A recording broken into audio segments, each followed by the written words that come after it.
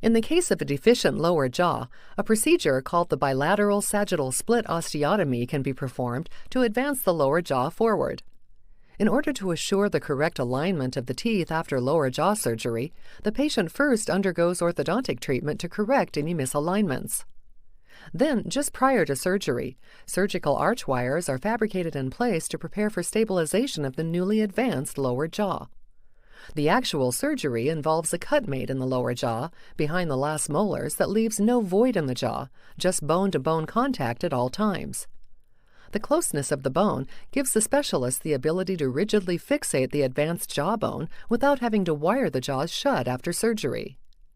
Interarch elastics are used to help limit the overuse of the jaws right after the surgery, allowing for stabilized healing of the jaw.